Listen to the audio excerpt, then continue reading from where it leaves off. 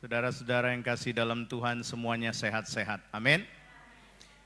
Doa saya setiap hari seluruh jemaat Eagle, seluruh keluarga kita semua sehat.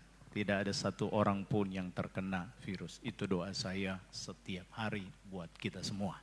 Dan saya percaya kita harus memiliki iman bahwa Tuhan memerintahkan malaikat-malaikatnya untuk menjaga kita. Mazmur 91. Tiap hari saudara baca, tiap hari saudara hafalkan itu bahwa malaikatnya diperintahkan kepada kita untuk menjaga kita. Amin. Baik. Pagi ini saya masih seputaran tentang bangsa Israel yang masuk ke tanah Kanaan. Ini sudah keempat kali saya berkhotbah ya tentang generasi Mesir yang tidak masuk. Yang pertama Musa dan Harun. Kemudian orang-orang Israel yang tidak masuk, generasi Mesir yang tidak masuk. Lalu yang masuk, generasi Mesir yang masuk di tanah Kanaan. Siapa? Kaleb, ya. Pemuridan yang lalu kita sudah belajar tentang Kaleb. Hanya 2 orang yang masuk, Yosua dan Kaleb. Nah, hari ini kita mau belajar tentang Yosua. Kenapa Yosua dan Kaleb ini sampai bisa masuk ke tanah Kanaan? Padahal mereka berdua adalah generasi yang lahir di Mesir. Oke? Nah, sekarang kita akan belajar bersama-sama. Generasi Mesir yang masuk tanah Kanaan. Yosua dan Kaleb. Kaleb kita sudah belajar dan sekarang Yosua. Bilangan pasal 32 ayat 11 sampai ayat yang ke-12. Kalau tidak keberatan, sama-sama yang di ruangan ini bangkit berdiri.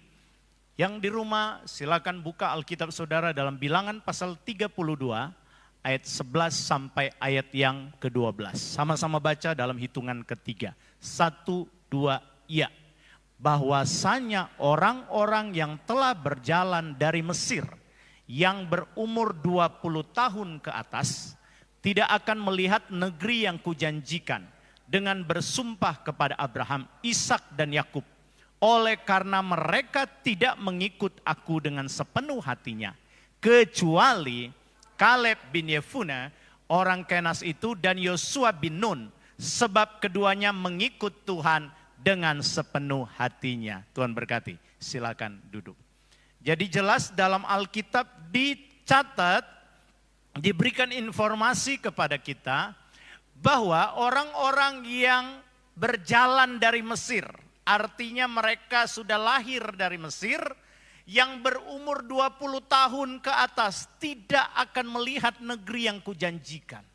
Tidak akan masuk ke dalam tanah Kanaan. Masih ingat arti tanah Kanaan? Apa artinya? Kelimpahan, tanah kelimpahan berkat, ya, kemaksimalan potensi yang Tuhan sudah kasih kepada saudara. Itu artinya tanah Kanaan.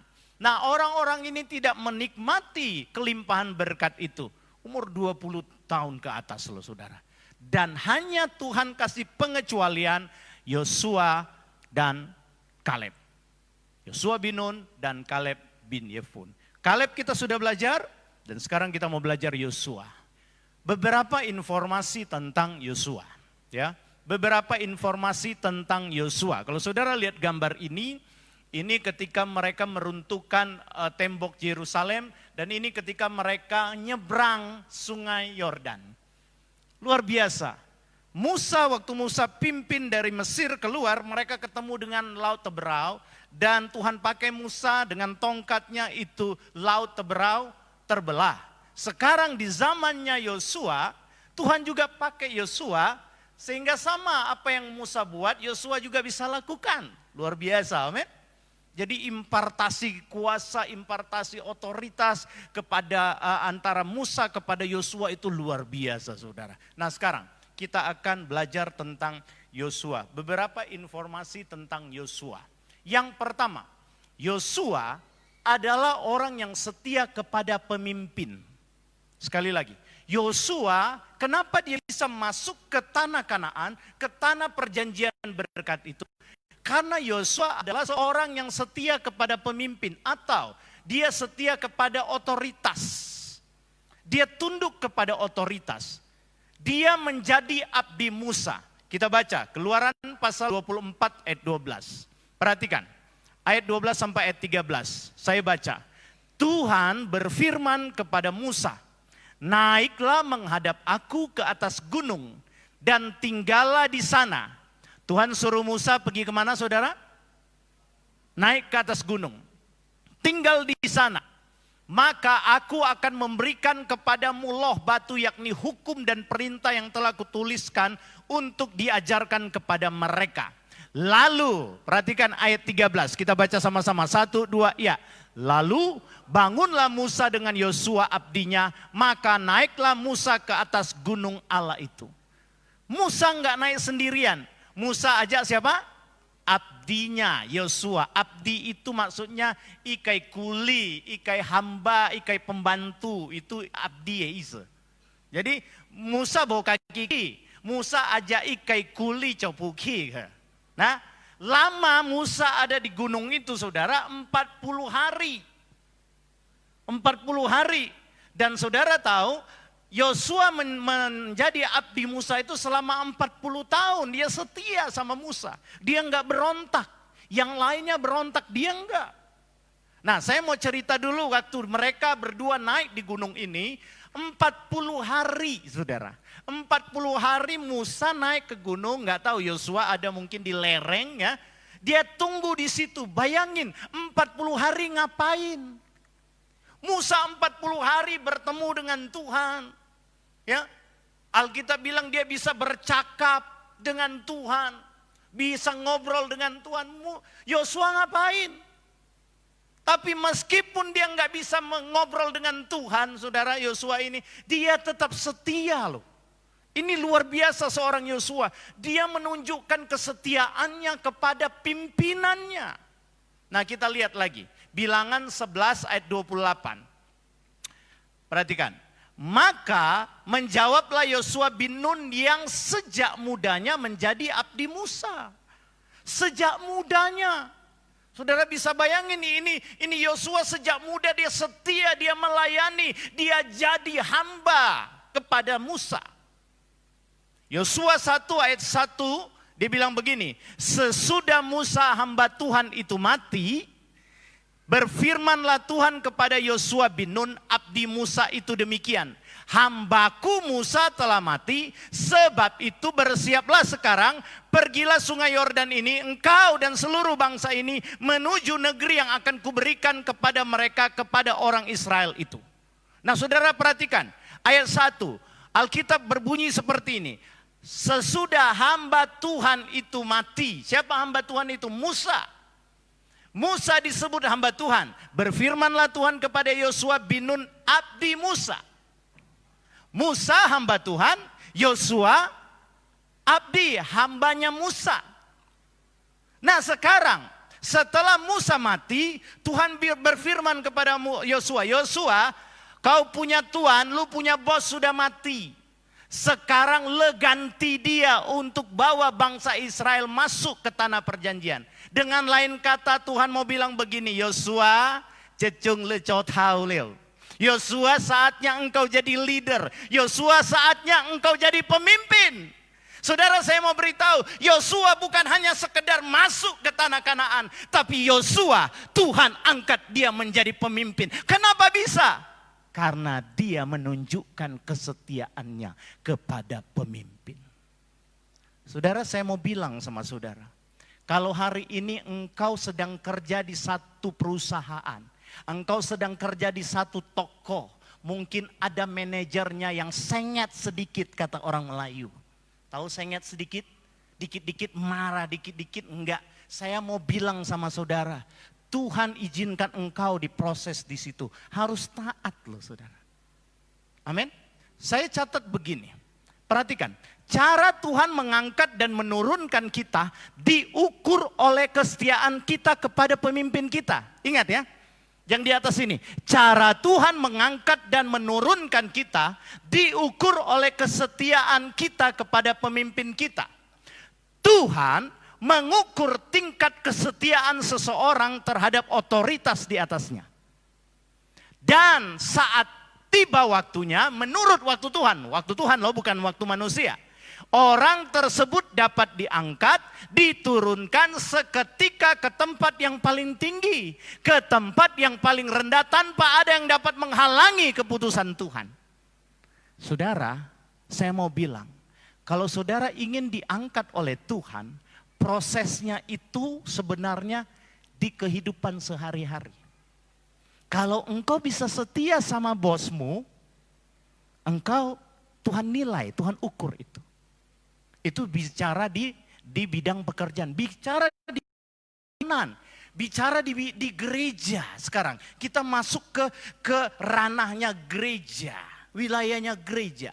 Saudara, saya mau bilang sama saudara-saudara yang kekasih dalam Tuhan, ketaatanmu, ketundukanmu terhadap gereja lokal itu menentukan untuk Tuhan angkat atau untuk Tuhan turunkan hidupmu. Ada banyak orang tidak mau taat, tidak mau tunduk kepada pemimpin rohani mereka, sehingga mereka habis, saudara.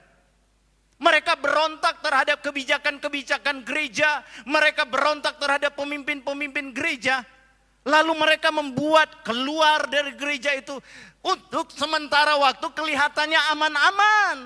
Tapi saya mau lihat ya, perhatikan saudara, saudara lihat, orang-orang yang demikian, ketika dia keluar, dia juga akan berulah di sana. Dia nggak akan pernah taat kepada pemimpinnya di sana. Amin.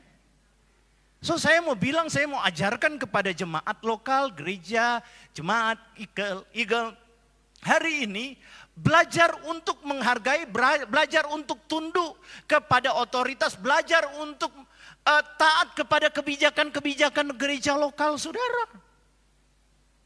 Amin. Sekarang kita berani beribadah karena ada kebijakan-kebijakan pemerintah. Silakan jaga jarak, pakai masker, cuci tangan, ya, pakai sabun pembersih segala macam. Kita lakukan, kita ikuti kebijakan-kebijakan itu. Kita mau taat kepada pemerintah karena pemerintah adalah wakil Tuhan. Amin. Saudara, di gereja lokal juga punya kebijakan-kebijakan. Gereja kita punya kebijakan-kebijakan. Yuk sama-sama baca Alkitab, lapor. Hal-hal yang kecil saudara. Yang kecil aja saudara sulit untuk melakukan. Maaf, saya harus sampaikan ini saudara. Tuhan ukur saudara. Tuhan ukur kesetiaanmu terhadap kebijakan-kebijakan dari pemimpin rohani saudara. Ini bicara wilayah gereja. Tadi saya sudah bicara wilayah di pekerjaan saudara. Saya ingin saudara perhatikan ayat-ayat ini. Ada sering kali orang bertanya begini, Pak Pendeta, kalau bos kita jahat, haruskah kita tunduk? Apa Alkitab bilang? 1 Petrus pasal 2 ayat 18. Ayo baca sama-sama. 1 Petrus pasal 2 ayat 18. 1, 2, ya. Hai kamu, hamba-hamba, tunduklah bukan saja kepada yang baik dan peramah, tetapi juga kepada yang... Saudara dapat jawaban sekarang? Amin. Kalau bos kita galak, harus nggak kita tunduk? Tunduk. Bicara ketertundukan bukan hanya bicara engkau tunduk kepada pemimpin rohani di gereja, tapi bicara ketundukan, kata Alkitab, di tengah-tengah pekerjaanmu, engkau menjadi seorang karyawan, engkau harus tunduk kepada pemimpinmu. Amin. Kolose 3 ayat 22, sama-sama baca. 1, 2, ya. Hai hamba-hamba, taatilah Tuhanmu yang di dunia ini dalam segala hal. Jangan hanya di hadapan mereka saja untuk menyenangkan mereka, melainkan dengan tulus hati karena takut akan Tuhan. Ada kuli-kuli begini, kalau lihat bosnya, ya Pak, siap Pak, toke, tapi di belakang tokenya, lu kayak bau lu, itu nggak bisa. Alkitab bilang, hai hamba-hamba, taatilah Tuhanmu yang di dunia ini dalam apa? Segala hal. Jangan hanya di hadapan orang kita bisa baik, di belakangnya kita nggak baik, nggak bisa. Tuhan itu nilai loh saudara. Orang seperti ini sulit untuk diangkat, yang ada Tuhan turunin dia. Berapa banyak saudara mau diangkat oleh Tuhan? Boleh lambaikan tangan saudara. Jadilah orang yang menunjukkan kesetiaan, loyal kepada pemimpin. Amin. Kepada bosmu kalau engkau di kantor, di pekerjaan, meskipun dia cici caca, ayo ye tak woi, ye kui chou lo, ye cui kui coy, biarin dia punya banyak mulut. Kau sebagai hamba taat. Karena Tuhan sementara mengukur ketaatanmu itu untuk mempersiapkan waktunya Tuhan tepat, engkau akan diangkat. Saudara bisa bayangin ini Yosua, yuk Musa ajak naik yuk. Kamu tinggal di situ ya, aku mau menghadap Tuhan. Belum ada gadget loh saudara waktu itu. Kalau ada gadget mungkin dia akan main game. Ya, dia akan main PUBG, Free Fire, dia akan main itu di situ. Mungkin kalau ada gadget. Tapi saya pikir-pikir, kalau ada gadget dia mau cas di mana? Itu gunung nggak ada listrik kan? Tenaga surya belum ada waktu itu. Ngapain coba Yosua? Tapi demi ketaatannya, ketundukannya kepada pemimpin, 40 hari, 40 malam, dia stay di situ. Saya bingung dia main batu, mungkin dia tiap hari main batu, dia incar-incar apa kelinci kah, kancil kah, tiap hari begitu mungkin dia tunduk loh. Saudara, tapi akhirnya dia diangkat oleh Tuhan. Saudara, saya cuma mau pesan Bapak Ibu Saudara. Anak-anak muda dengar baik. Taatlah. Taat. Kalau engkau masih sekolah, taat kepada gurumu. Taat kepada orang tuamu. Dalam pekerjaan, tunjukkan ketaatanmu kepada pemimpin. Karena Tuhan ukur, next time engkau akan diangkat menjadi pemimpin. Lewat ketaatanmu kepada pemimpinmu yang sekarang. Amin. Coba lihat kiri kanan bilang, lu harus taat lu bilang. Amin. Haleluya. Puji Tuhan. Yang kedua, perhatikan. Informasi tentang Yosua sehingga dia bisa masuk ke tanah Kanaan. Yosua adalah orang yang memiliki prinsip dan iman yang teguh. Ini sama dengan Kaleb. Ceritanya bilangan 14 ayat 8 sampai ayat 9. Mari kita sama-sama baca. Ayo kita perhatikan di sini sama-sama baca. Bantu saya seluruh jemaat yang ada di ruangan ini sama-sama kita baca. 1, 2, iya. Jika Tuhan berkenan kepada kita, maka Ia akan membawa kita masuk ke negeri itu dan akan memberikannya kepada kita suatu negeri yang berlimpah-limpah susu dan madunya. Janganlah memberontak kepada Tuhan. Dan janganlah takut kepada bangsa negeri itu, sebab mereka akan kita telan habis. Yang melindungi mereka sudah meninggalkan mereka, sedang Tuhan menyertai kita. Janganlah takut kepada mereka. Saudara perhatikan, ini ketika mereka disuruh oleh Musa 12 pengintai dan 10 itu memberikan kabar busuk. Ya, kabar busuk. Mereka lihat orang Kanaan besar, mereka bilang kita ini seperti belalang. Tapi Yosua dan Kaleb dia bilang enggak. Jika Tuhan berkenan kepada kita, maka Ia akan membawa kita masuk ke negeri itu. Negeri yang berlimpah-limpah susu dan madunya. Musa, kembalilah ia ke perkemahan. Yang merah ini yuk kita baca yuk, kuat-kuat. 1, 2, ya. Tetapi abdinya Yosua bin Nun, seorang yang masih muda, tidaklah meninggalkan kemah itu. Katakan amin. Kenapa Yosua tidak mau meninggalkan kemah itu? Saya percaya saudara, waktu Musa masuk, kita lihat, waktu Musa masuk, tiang awan turun, hadirat Allah, ada sukacita, ada kelegaan, ada damai sejahtera yang Musa rasakan, dan itu dirasakan oleh Yosua, sehingga dia tidak mau tinggalkan kemah itu. Bagi dia, kalau Musa bisa berhadapan dengan Tuhan, Tuhan, please, aku pun ingin merasakan hadirat yang sama. Sehingga Musa keluar dari kemah itu, dia nggak kembali loh. Dia nggak ikut Musa untuk pergi. Saya simpulkan, Yosua cinta rumah Tuhan. Daud pernah bilang begini, satu hal telah ku minta kepada Tuhan. Ya, itulah yang ku ingini, diam di rumah Tuhan. Seumur hidupku menikmati baitnya, menikmati firman-Nya, menikmati kuasanya. Daud sedang mau bilang, aku adalah orang yang cinta hadirat Tuhan. Saudara, justru di tengah COVID ini saya mau pesan sama saudara, jadilah jemaat yang cinta hadirat Tuhan. Katakan amin. Jadilah orang yang cinta rumah Tuhan. Hari Jumat lalu saya dengan Ibu Gembala pergi ke pasar. Karena kita sudah habis bumbu dan kita belanja sekali-sekali kita ke pasar. Belanja banyak untuk bumbu. Saya lewat di Batu 11 Jalan Lama. Setelah, apa itu namanya? Peikitio pun susah mau ngomong bahasa Indonesia. Airport.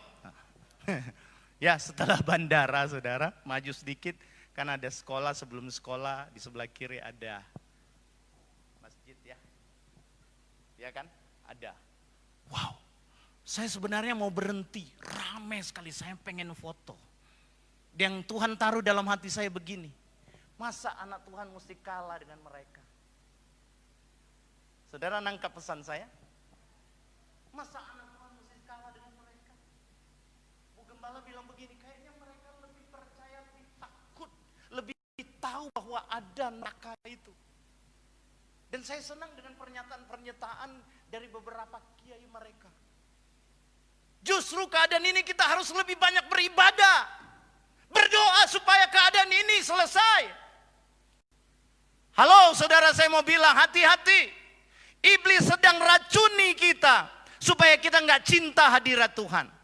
Betul, hadirat Tuhan bisa kita rasakan di rumah. Tapi pertanyaan saya, apakah engkau beribadah sungguh-sungguh di rumah? Itu masalahnya. Dan survei membuktikan ada banyak orang live streaming nggak sungguh-sungguh. Bahkan ada banyak orang live streaming nggak ikut ibadah sampai habis. Bagaimana engkau bilang engkau cinta Tuhan, engkau dilaut oleh Tuhan, sedangkan begitu aja engkau nggak bisa. Saya mau sampaikan kepada saudara, Alkitab bilang begini, jangan perbiasakan, ya, jangan perbiasakan meninggalkan persekutuan. Ibadah itu, persekutuan itu penting loh saudara. Untuk apa? Untuk saling menguatkan. Amin. Amin. Bilang teman kiri kananmu, bersekutu itu penting. Amin. Saya mau sampaikan kepada saudara, kalau selama ini sudah berapa bulan, sudah jadi habit, sudah jadi kebiasaan, engkau sudah enggak ada lagi rasa hadirat Tuhan, mulai latih kembali untuk cinta akan hadirat Tuhan, cinta akan rumah Tuhan.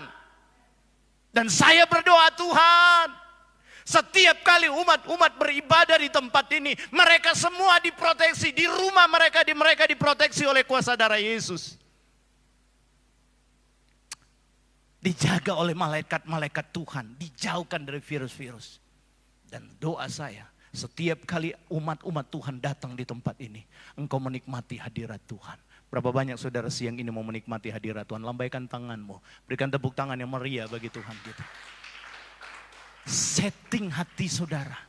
Setting hati saudara, kalau di rumah engkau enggak nikmati hadirat Tuhan, Tuhan, aku mau menikmati engkau di Allah ini, di rumah Tuhan ini, di tengah-tengah persekutuan dengan sesama jemaat, aku mau menikmati Tuhan. Amin.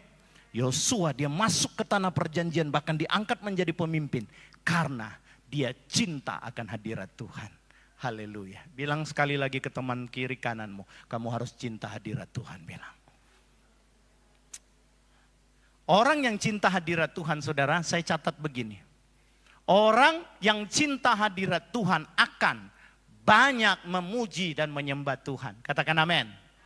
Orang yang cinta hadirat Tuhan akan membaca dan merenungkan serta melakukan firman Tuhan. Pelayan-pelayan nih saya mau bilang, jangan lupa baca Alkitab. Jangan lupa merenungkan firman. Agak tegas mungkin hari ini Pak. Pelayan-pelayan, jangan kalah dengan jiwa baru Anda.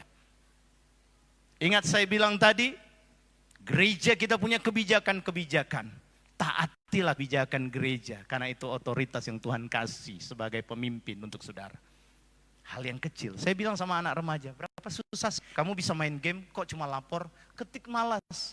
Kan tinggal di copy aja, tinggal ganti, kok susah. Ayo kita belajar dari hal yang kecil, karena itu Tuhan ukur engkau untuk mengangkat posisimu. Saya mau sampaikan hal ini. Baca dan merenungkan serta melakukan firman Tuhan. Suka beribadah. Orang yang cinta hadirat Tuhan itu suka beribadah, suka berdoa saudara. Setia dalam pemuridan. Amin. Ikuti pemuridan saudara. Di pemuridan saudara bisa bertumbuh. Kalau saudara cuma dengar firman hanya 1 minggu 1 kali di sini, saya garanti engkau gak akan bisa bertumbuh. Tadi malam teman saya telepon dari Jakarta, seorang hamba Tuhan yang pernah melayani di sini. Dia tanya-tanya kepada saya tentang fenomena keadaan sekarang. Lalu ada bahasanya yang buat saya geli. Dia bilang, dia panggil saya Don, kamu masih ingat waktu kita sekolah di Malang? Di kelas 2, di aula itu, ada siswi lagi berdoa, tiba-tiba dia kesurupan setan. Lalu dia bilang begini, sedang sementara berdoa aja dihajar sama setan, apalagi saudara tidak berdoa. Itu bahasa dia tadi malam. Sedang kita yang dekat sama Tuhan aja iblis mau hajar kita, apalagi saudara yang jarang beribadah, jarang berdoa. Ayo latih. Orang yang cinta hadirat Tuhan akan suka berdoa, suka beribadah, dan suka pemuridan. Amin. Ayo latih saudara, latih. Latih untuk jadi murid. Karena fokus Yesus ketika datang ke dunia ini, dia mau jadikan orang percaya menjadi muridnya. Amin. Orang Kristen banyak saudara, murid Tuhan sedikit. Amin. Betul kan? Murid Tuhan yang waktu Tuhan buat mujizat, saya sering bilang waktu Tuhan buat mujizat, ada 5.000, ada 7.000 orang ikut dia berbondong-bondong, laki-laki makan roti yang 5 roti dan 2 ikan yang Tuhan buat mujizat, rame banget. Tapi waktu Yesus naik ke sorga, Yesus suruh tunggu di kamar loteng Yerusalem, hanya 120 orang. Artinya orang Kristen banyak, murid susah mau dicari. Saya berdoa di Eagle, engkau semua jadi murid. Berikan tepuk tangan yang meriah bagi Tuhan kita. Amin. Orang yang cinta hadirat Tuhan, dia suka setia dalam pemuridan. Yang terakhir sekarang. Haleluya. Kalau sudah terakhir senang kita ya. Izinkan saya minum dulu saudara. Yang keempat, yang terakhir.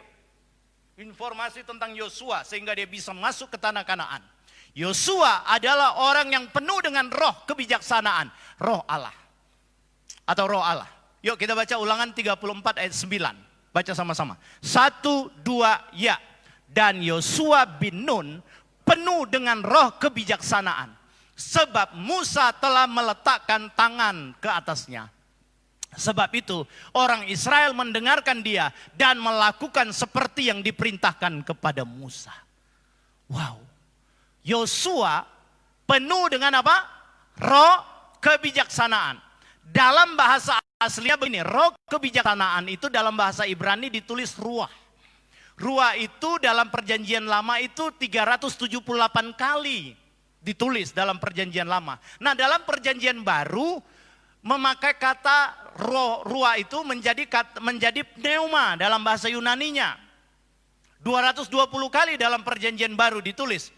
Kita bisa jadi Yosua rohani, saya simpulkan begini. Kita bisa jadi Yosua rohani ketika roh kita pulih atau dikuasai oleh Roh Kudus. Katakan amin. Saudara nggak akan bisa cinta Tuhan kalau rohmu mati. Amin. Saudara nggak akan bisa cinta hadirat Tuhan kalau rohmu mati. Kasih makan rohmu. Apa makanan roh? Penyembahan, pujian, firman Tuhan itu makanan roh. Jangan cuma kasih makan jasmanimu. Ya kan? Satu hari nasi padang bisa 3, 4, 5 kali. Belum lagi kopi ngeteh yang lainnya. Tapi roh untuk satu hari 1 kali aja susah. Kita harus renung. Yang akan masuk surga bukan tubuhmu tapi rohmu. Amin. Yosua penuh dengan roh kebijaksanaan. Karena dia cinta hadirat Tuhan. Bagaimana bisa dia cinta? Dia itu mau terus dituntun oleh Roh Kudus. Saya berdoa kita semua mau dituntun oleh Roh Kudus. Amin. Haleluya. Saya simpulkan, ini yang terakhir. Saya simpulkan. Yuk sama-sama baca. Ini kesimpulan dari khotbah saya. Sama-sama baca pelan-pelan. Semuanya. 1, 2, ya. Orang-orang yang masuk ke tanah Kanaan adalah orang yang memiliki kesetiaan, loyal kepada pemimpin, dan memiliki prinsip hidup di dalam Tuhan, serta suka bersekutu dan betah di hadirat Tuhan yang hidupnya selalu dituntun oleh Roh Kudus. Katakan amin. kesimpulan dari 4 poin saya simpulkan di sini. Saudara bisa foto, saudara bisa catat ini saudara. Orang-orang yang akan masuk ke dalam kelimpahan berkat, ke dalam tanah Kanaan itu, bahkan dia bisa menjadi Yosua rohani, menjadi leader-leader, menjadi pemimpin-pemimpin ketika dia adalah orang yang memiliki loyalitas, ketundukan terhadap pemimpin, dan dia cinta akan hadirat Tuhan. Amin. Haleluya. Dia selalu dituntun oleh Roh Kudus. Orang-orang ini akan diangkat oleh Tuhan menjadi leader-leader. Berapa banyak saudara mau masuk dalam tanah kelimpahan berkat? Pesan saya, loyal. Amin. Setia di gereja lokalmu, setia kepada pimpinan di kantormu, setia kepada bosmu kalau engkau seorang karyawan. Meskipun dia bengis, setia saudara. Setia. Dan cintailah hadirat Tuhan. Bangun hubungan yang intim dengan Tuhan. Minta Roh Kudus memenuhi hidupmu. Yesus memberkati. Mari kita sama-sama bangkit berdiri. Para pemusik, para singer, bantu saya untuk memuji Tuhan. Haleluya.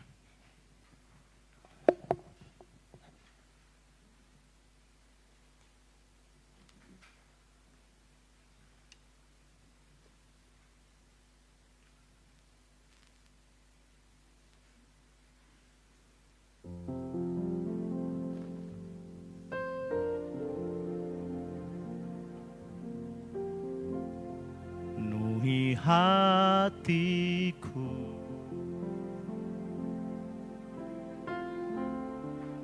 dengan hadir-Mu.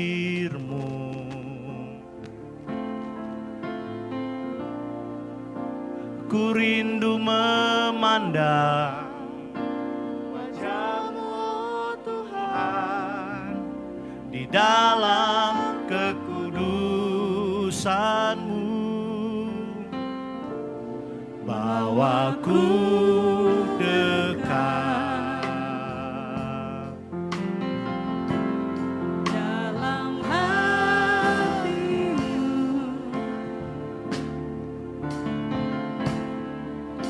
Ku rindu mendengar suara-Mu, oh Tuhan, di tempat kudus-Mu sekarang. Ku rasakan